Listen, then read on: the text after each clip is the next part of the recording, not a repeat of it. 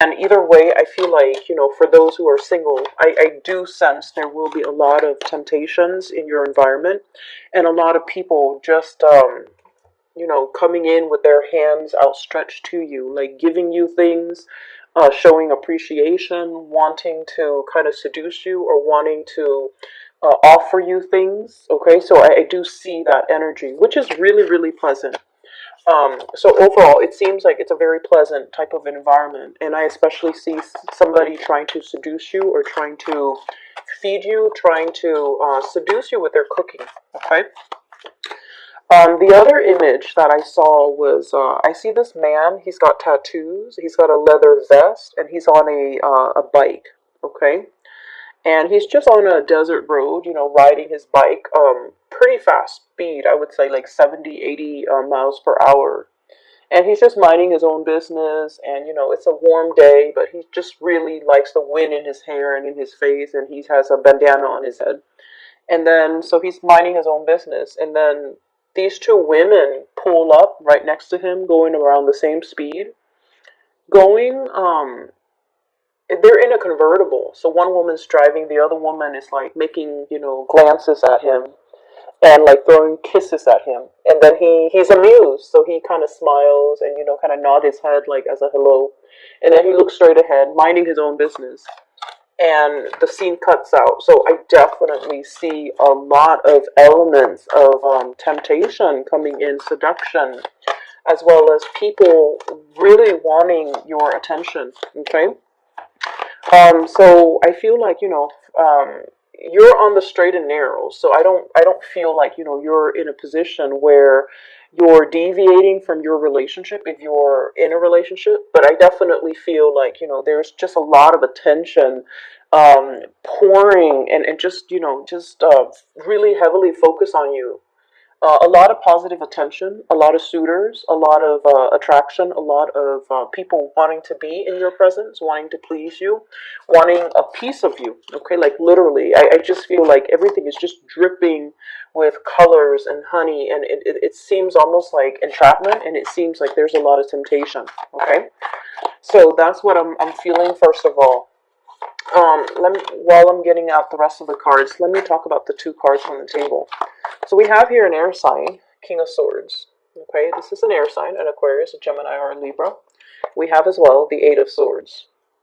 This is a person that I feel you don't really know what to do about the situation with them. For some of you, this is for some of you who are watching, this is somebody that has a lot of plans. Okay, they're what I call like the tactician. Okay, they come up with game plans, they come up with battle plans, they come up with strategies, and failure for them is really not an option. And they're so sharp and so intelligent that once they set their mind and decide on a specific course of action, they're relentless. So that means, everything is well thought out from beginning to end. Failure is really not an option. So I feel like you're dealing with somebody like that. This who's very, very, singular, straight laced. And once they have their minds made up on a specific course of action, on a specific opinion about something, they don't really deviate. So this is somebody who could be quite stubborn. Um, they're feeling a little bit stuck in their rut, and they're feeling a little bit unhappy. That's what I'm sensing. Like they're like, in this state, Eight of Swords, like feeling a little bit stuck, feeling like they're not really living up to their potential, and feeling this is what I call like a desert area. Nothing is really growing on this patch of soil. On top of that, there are these swords that make the situation very restrictive to stay in. So this is not somebody that can that works comfortably in a place where there is a lot of routine, a lot of rules, a lot of regulations, a lot of expectations. Okay, I feel like they are a little bit more free flowing, and I feel like they do want to explore a little bit. They might be thinking heavily about exploring foreign territories. Okay, so this is like the traditional travel card, moving around the world. And I also feel like there might have been a lot of cultural and religious factors affecting the interaction between the two of you.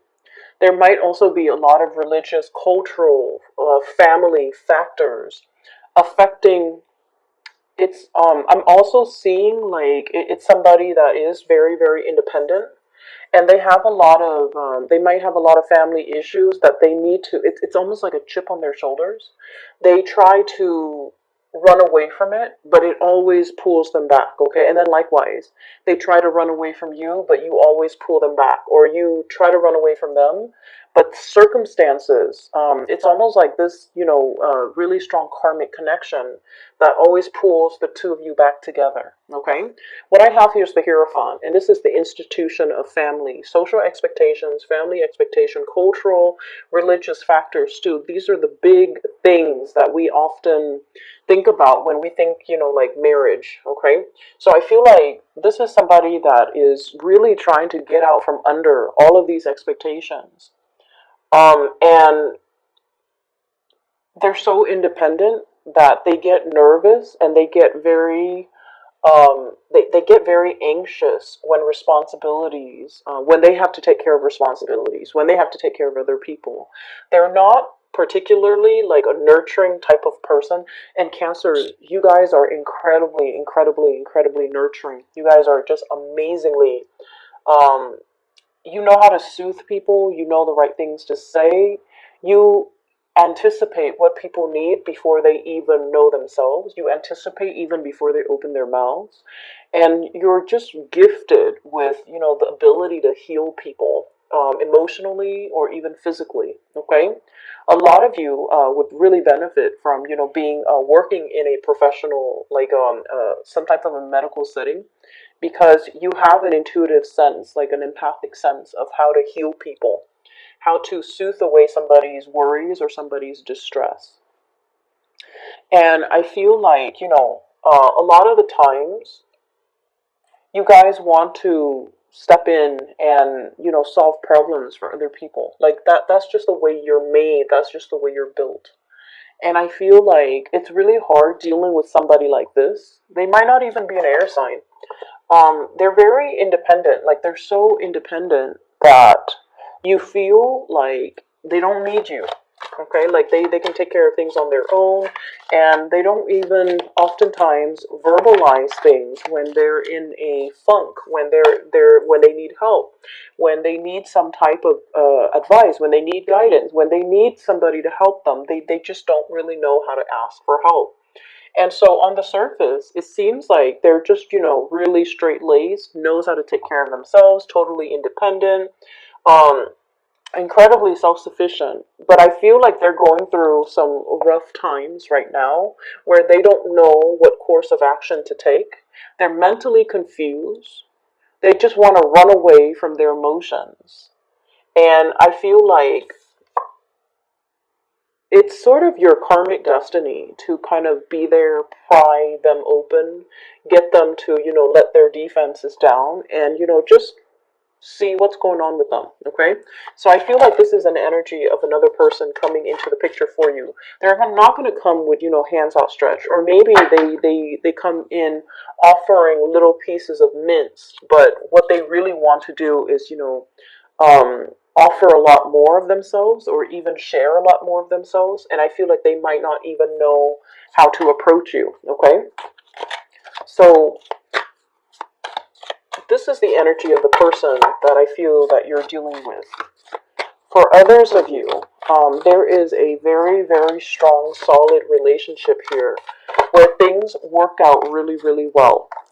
I feel like children being added to a relationship. Okay, so we have here the Ten of Coins. This is the family card, generational wealth, coming together. It's linked up here with the Hierophant. So this is like taking the relationship to the next level, feeling very ecstatic, overcoming financial burdens, as well as a very, very stable, solid relationship where two people really depend on each other. Okay, so for those who are, getting hit on left and right by people in your environment, I feel like you're, on the straight and narrow. You've got a partner that, they might not be 100% expressive emotionally, but you know that you have a great degree of trust in them. And so you're not really entertaining other options because of it. And then for others of you who have a lot of suitors, you're definitely in the frame of mind where I feel you might be kind of like this, mainly because you're looking for commitment and stability. You're not looking for, somebody that you're just going to see on the freeway. You do your 5 minute session of heavy, heavy flirtation, and for all you know, they could live in a different city, and you don't want to have to work out the logistics of that long distance relationship. Some of you as well could be in a long distance relationship, and the partner might be coming, like plans are being made to facilitate a long distance relationship from moving closer to you to them to you. Likewise, I feel like more them coming to you, and to allow the family unit to build on a more solid ground. Okay, so I feel like you definitely have somebody heavily on your mind, and they're so dear to you. They're such like an apple of your eye that you don't really deviate, you don't stray. And despite whoever's coming in your vicinity, you don't really, it's like they don't detract you from your one true love. For those in relationships, for those who are not in relationships, this is sort of like, the kid at the candy store. Okay, 7 of cups. This is sort of like walking into a candy shop with like a wad of cash in your hands, and no holds bar, so you can get whatever you want. Suitors galore. Okay, and I feel like there's a lot of people that will be coming in your vicinity. And then I also feel for some of you, you're dealing with one person in particular that really, really, really, they could be a little bit possessive of you. It could be a partner you're in a relationship, or they could be possessive of you in some way where you might want to date other people, but you don't want to let them down. You have to let them down gently, but you're kind of avoiding, you don't really know what to do with the situation. And so you're talking to other people, but you're kind of keeping it hush hush. So here's the thing, Cancers, and this is something that I've noticed a lot with you guys. You guys are just very kind, okay? You're really, really nice. You and Pisces. Scorpios are nice too. Scorpios, I love Scorpios. But this is more about you and Pisces because your energy are very similar. Um, a lot of the times you don't know how to reject somebody, okay? You don't you don't want to hurt anybody. You don't want to be mean to anybody. And especially if you know somebody likes you and you have like such keen intuition, you know when somebody likes you. Pisces know when somebody likes them. Cancers are a little bit more, I feel like, forgive me for saying, but you are a little bit more insecure. So you don't really believe until somebody tells you, I'm in love with you. I've been admiring you for years. I dream about you. I'm madly in love with you. Like, unless they say that, or unless they, express it as much, you always have this doubt in the back of your mind. Do they really like me? How much do they really like me? But I feel like because of that, you're never very straightforward when it comes to your communication. In particular, when it comes to turning down somebody. And it's really important that you not waste people's time, and, be very direct and frank when it comes to your communication, your expectations. If you're not feeling somebody, you have to be straightforward and you have to let them down. So I feel like there's somebody here that is a little bit possessive of you. They really like you. They're a little bit more on the jealous end, okay? They've got a little bit of a jealous streak. They're a little bit possessive. And I'm feeling like you have a lot of suitors. People think you're available, or people think you're single, or people think you're interested. If you are not interested, by all means, let's not beat around the bush, and let's not waste your time. Let's not waste the other person's time. But more so, it's just the way that we need to behave with one another in order to be fruitful with communication, in order to, it's like a courtesy that we owe one another, okay? If you're not interested in somebody and they're coming on really strongly, you want to let them down so that they don't get any idea, so that they don't waste more time, so that they're not being led on. And I feel like for many of you, it's really important that you do that. Okay, Scorpios are amazing at doing that. Okay, like if they're not feeling somebody, they'll let them know. They'll give them, they'll never give them the time of day. They will ghost them, and then they will even be very very blunt and say so. And I feel like with Pisces, they always know. They Pisces know when someone likes them. They kind of don't they think it's harmless to kind of lead the other person on because they like the attention too, and who wouldn't like the attention, right? So it's not just a Piscean thing, but like they like the attention. But I feel for you guys, you feel bad turning down the other person. You feel bad, but then a big part of you is not 100% sure, do they really like me? If I turn them down and they don't like me, it would be embarrassing.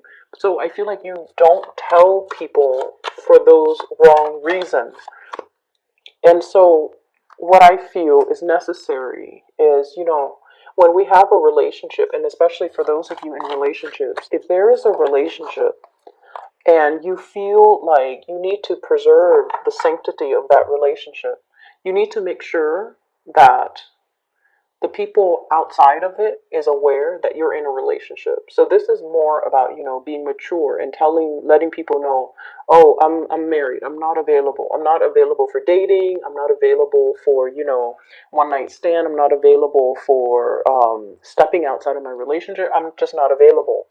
And then if you're single and you're not feeling somebody, you need to also, friend zone them. You need to distance yourself, and you need to make it very, very clear so that they get the message. Okay, so that they don't waste their time. Because I feel like there's a lot of time, energy leakage, and wastage here where you have a lot of suitors, and it's a wonderful thing. But if you're not feeling them, don't bother. Okay, don't give it the time, don't give it the energy, and especially don't give the other person false hopes. So I feel like you're in a position where singles, you're like a kid in a candy store. You have options that are available for you. Some of you might be dealing with another water sign. So I have Pisces, Cancer, Scorpio, particularly Piscean energy came out really strongly. We have here the Queen of Cups and the two fish. So I'm feeling here somebody is really, really, really interested in you. You, vice versa, could be incredibly, incredibly interested in them. I see others of you are in a relationship though. If you're in a relationship, I have air sign, Aquarius, Gemini, Libra, Taurus, Virgo, Capricorn. And that's like a long-standing relationship where it's like a power couple dynamics, where things are very, very stable, where financially you both are like much better off than you would have been on your own. Okay? So I feel like this is really all about, setting your intentions and especially creating more of the social environment that you're after, okay? Meeting people that really nurture your soul, meeting people who are very much kindred spirits to you. So, 10 of Cups. Finding somebody who's like us, finding somebody where we don't feel like we have to over explain ourselves, finding a community of people that just gets us. So you might not even, have known them for very long, but when you talk to them, there's like commonalities, there's like a common thread of something running through both of your lives, and as a result you feel like you've known this person for years. Okay, so I feel like many of you are in a position where you're heavily socializing, you're putting yourself out there, you're interacting and meeting with a lot of people. I'm sensing as well for some of you, this could be in an academic environment where you might have, the same interests, the same hobbies, the same career path, aspirations. You're learning the same things. And I feel like, there's a lot of teamwork associated with this. And as a result, you're meeting people who are on your same page, who are passionate about the same things that you are. Okay?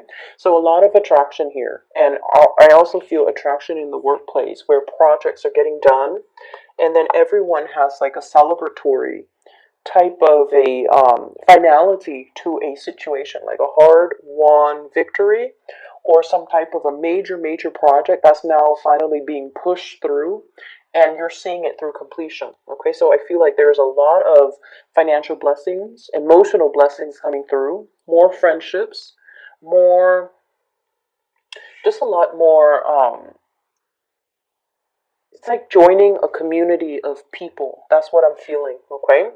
Um, I'm also seeing as well, you're a little bit worn out. So I feel like mentally, you might have had to do a lot of like mental exertion. Okay, when we start out here with the King of Swords, this deals with the mental realm and the realm of communication and the realm of writing. So it's almost like, academic writing or doing a lot of difficult problem solving, where not only do you have to, not you, it's like you have to make a decision. Not only do you make the decision, you have to write about how to justify that decision. Because I feel like, whatever you do or whatever you write, it's being submitted to somebody higher up, and they peruse or they read through your explanations, and they have to be okay with it. It has to convince them in order for them to move it forward. So some of you might have a business proposal, you're trying to get a financier, and it has to pass that common sense test before the money will trickle in, before they will allow you an allocated funds. For others of you, your work products are being observed by like another entity, another person, and I feel like they're really, really reading to make sure that they're reading, or they're like asking you a lot of questions, and they're trying to make sure that your argument is cogent and your argument is like foolproof. So many of you might be in a position where you're doing like a master's thesis defense, a PhD defense, or even like a senior thesis defense. You're kind of like up there, okay, and everyone is asking you questions and you have to defend yourself. So it can feel a little bit intimidating, but you're going to be able to sail away from this successfully. Some of you could be going through as well tests where there's a panel and then they ask questions like debates, mock debate, mock exam, moot court even. So I'm seeing like, a lot of people in the academic realm, and they're being heavily tested by higher ups. It's going to yield a very, very good result, but you definitely need to be a little bit more organized with your thinking, okay? Um, I'm seeing throwing out there like don't appeal in an emotional way. Don't make an emotional argument. Make a rational argument. Okay, so don't make an emotional argument. Make a rational argument. That's going to go a lot further, which makes sense. And so that's what I'm getting here. And then I'm also getting as well, the whole image kid in the candy store.